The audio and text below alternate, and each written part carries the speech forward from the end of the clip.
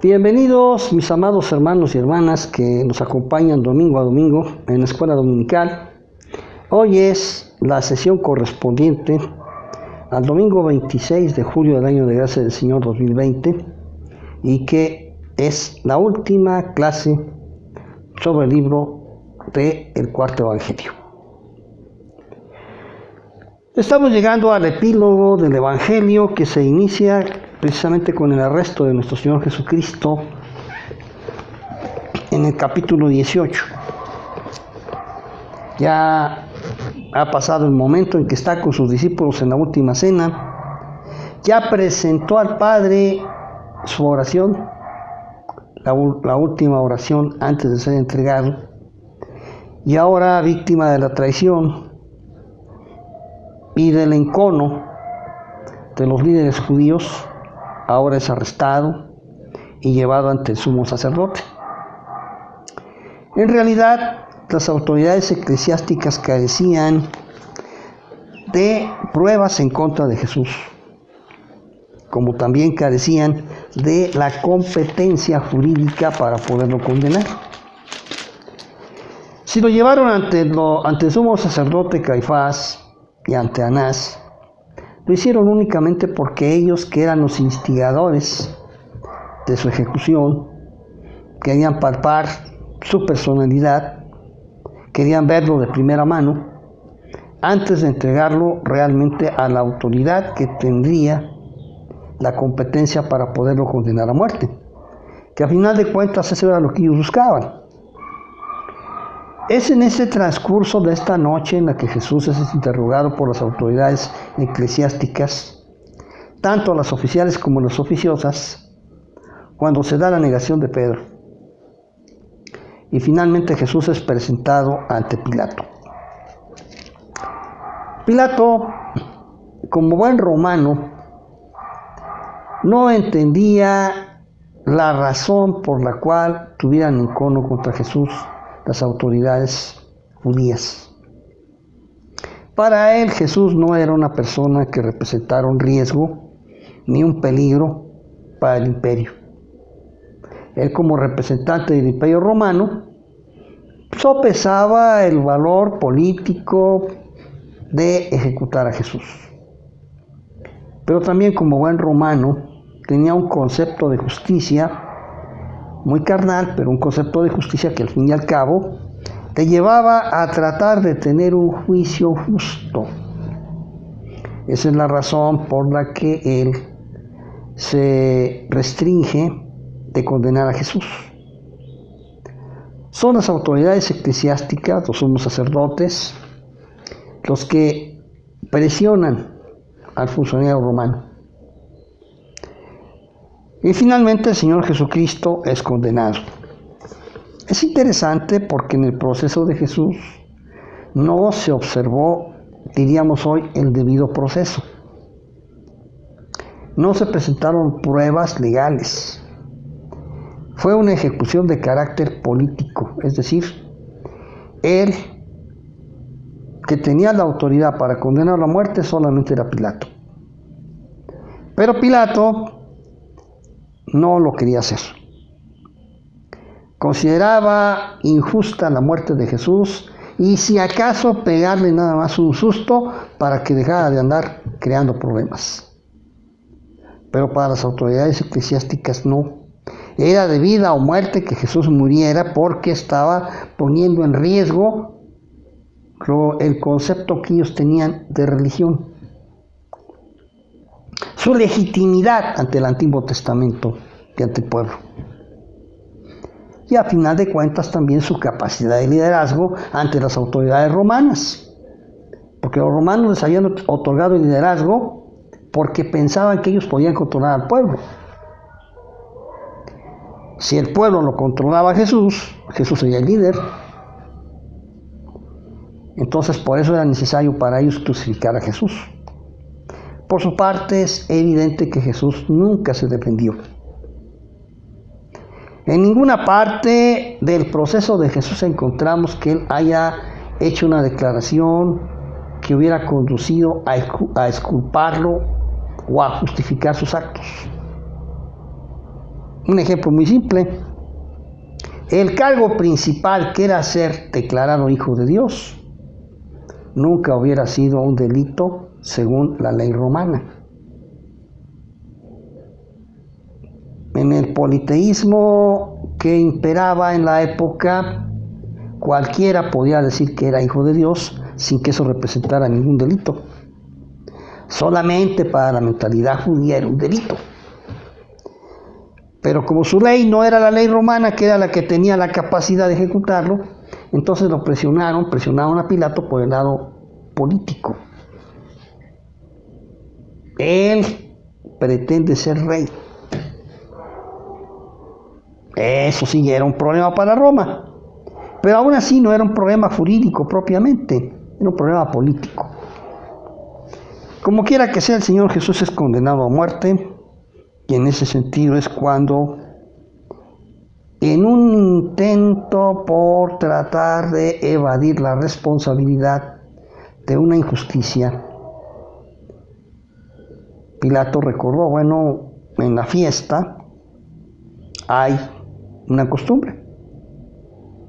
Es la Pascua, es una fiesta.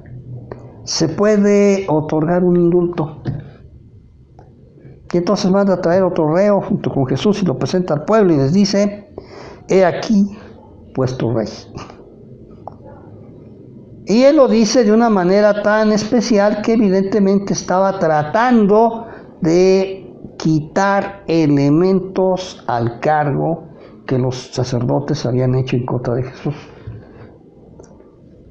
Pero ellos ya habían aleccionado a la gente, y encontramos aquí en el versículo 15 del capítulo 19, cuando dice, bueno, empecemos desde el 14, era la preparación de la Pascua, y como a la hora sexta, entonces dijo a los judíos: he aquí vuestro rey. Pero ellos gritaban: fuera, fuera, crucifícale.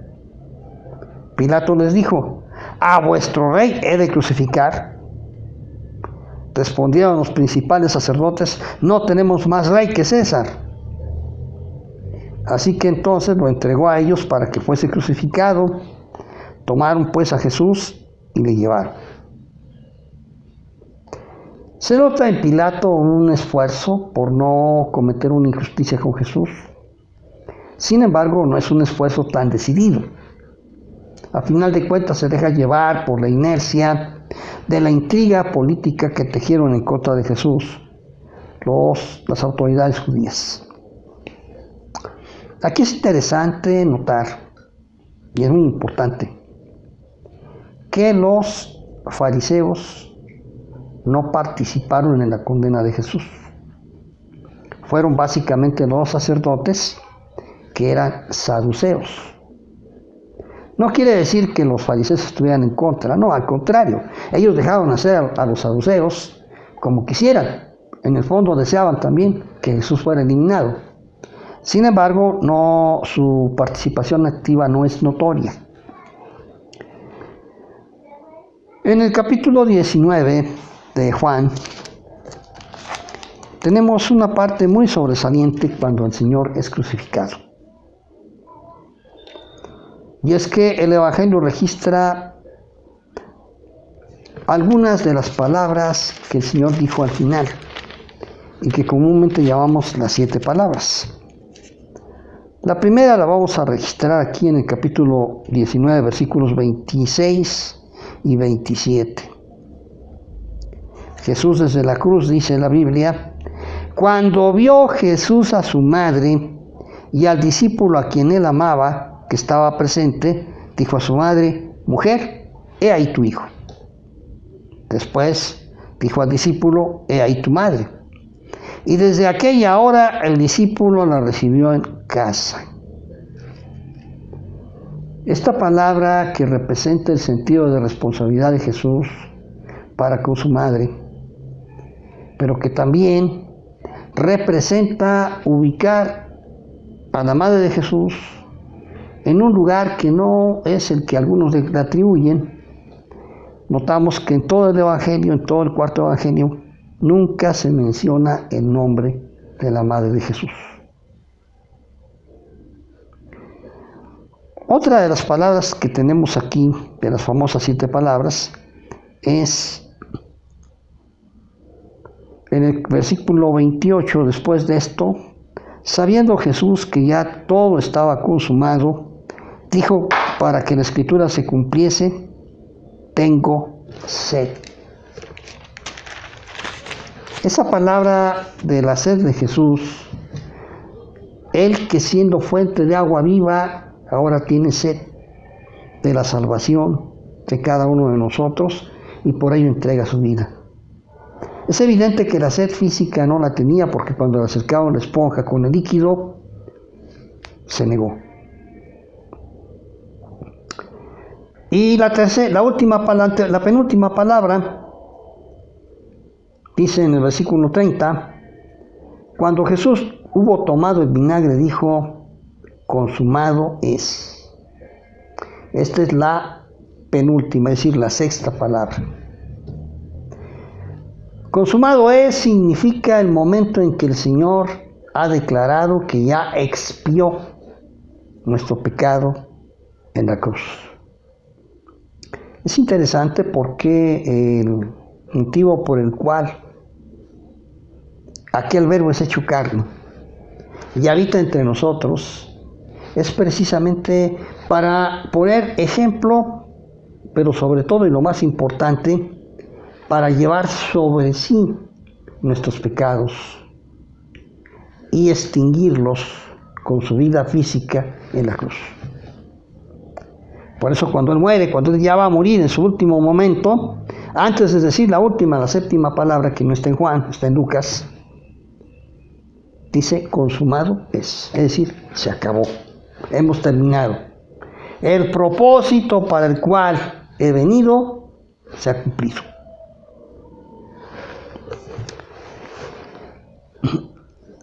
Cuando dan parte a las autoridades que Jesús ya ha fallecido, ellos se sorprenden porque los crucificados a veces duraban algunos días en morir. El gran problema con la muerte en la cruz era lo duro, lo difícil, lo largo de la agonía. Entonces Jesús murió muy rápido. Eso hace, ¿verdad?, que cuando van a pedir el cadáver de Jesús, dicen: no, pues tenemos que certificar que ya murió. Hoy diríamos, le tenían que dar el tiro de gracia. Y entonces dice ahí en el capítulo 19,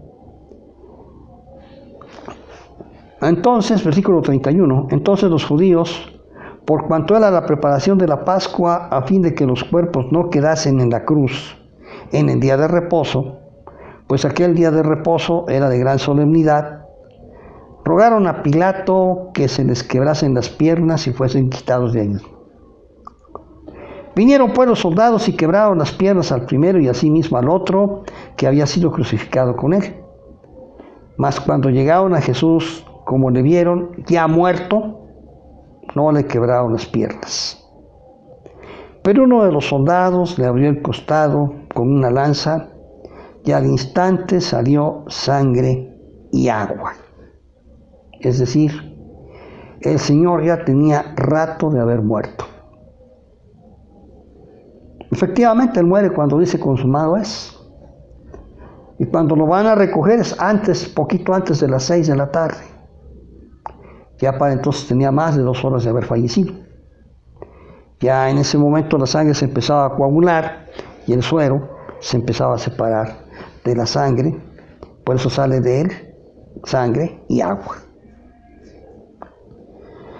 De esta manera el Señor entonces es sepultado, lo que se registra también en el capítulo 19, versículos 38 al 42. Y inauguramos el capítulo 20. El capítulo 20 nos habla de un cambio trascendental en el tiempo de adoración. ¿Por qué? Bueno, dice así: el primer día de la semana, María Magdalena fue de mañana, siendo aún oscuro, al sepulcro y vio quitada la piedra del sepulcro. Y sigue el relato donde ella va a avisar a los discípulos para decirles que Jesús no está. Más tarde el Señor se le manifiesta. Y en todo este relato de la resurrección de Jesús, lo más importante que queremos subrayar es el primer día de la semana. ¿Por qué? Porque hasta ese momento, hasta el momento en que el Señor dijo consumado es, el día de reposo, el día de adoración, era el séptimo día. ¿Por qué? Porque en el séptimo día Dios había terminado la obra de la creación y consagró el día y lo dejó como señal perpetua para el pueblo del Antiguo Testamento de su pacto. Pero ahora en el Nuevo Testamento, en el Nuevo Pacto que Jesús sella con su sangre, no se establece el día de reposo como el último día donde termina la obra, sino ahora en el primer día de la semana, porque es el día del triunfo, el día de la resurrección de nuestro Señor. Más adelante Jesús se aparece a María Magdalena, así como a los discípulos, y se sobrepone a la incredulidad de Tomás. Todas estas pruebas de la resurrección de Jesús son con el propósito de establecer con firmeza que Jesús ha resucitado. Y ha resucitado y tornado al Padre que lo envió, y ahora permanece entre nosotros con su Espíritu, que es dado a cada quien que se entrega a Él. Y así llegamos al capítulo 20, versículo 30, donde el autor resume el interés que tuvo al escribir este libro.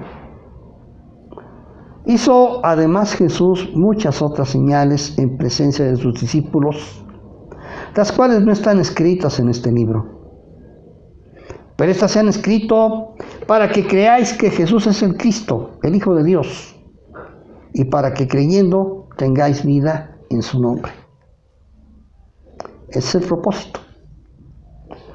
El autor del cuarto evangelio no tuvo más propósito que llevarnos a creer que Jesús es el Cristo, el Hijo de Dios. Y sobre todo para que en su nombre tengamos vida. El capítulo 21 se abre con nuevas pruebas de la resurrección de Jesús, cuando aparece a 7 de sus discípulos y cuando en la parte final de esta entrevista se confronta con 2 discípulos muy especiales. El discípulo amado, que después de Jesús es el protagonista del cuarto evangelio, al que muchos han identificado como el apóstol Juan y probablemente el autor del libro. Pero que una cosa es cierta, es real. Este discípulo amado representaba el eje de la autoría de este libro. Es decir, probablemente no haya sido quien físicamente haya escrito el libro, pero definitivamente lo inspiró. Y la comunidad que brotó de su ministerio, la comunidad que llamamos juanina, es la que nos hereda este testamento de fe, que es el cuarto evangelio, que nos lleva a confrontar ese ataque de incredulidad que es el gran escándalo de la época. Y aquel verbo fue hecho carne y habitó entre nosotros. El verbo hecho carne, sars et egeneto, dice en el original, ese verbo hecho carne es el que nos trae vida eterna. Pero deja una postrer lección para todos nosotros. Leamos la Biblia. Capítulo 21, versículos 15 y siguientes. Cuando hubieron comido, Jesús dijo a Simón Pedro: Simón, hijo de Jonás, ¿me amas más que estos?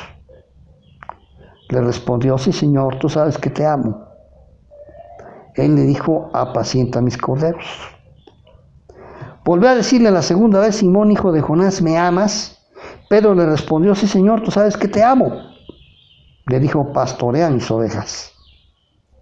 Le dijo la tercera vez: Simón, hijo de Jonás, ¿me amas? Pedro se entristeció que le dijese la tercera vez: ¿me amas?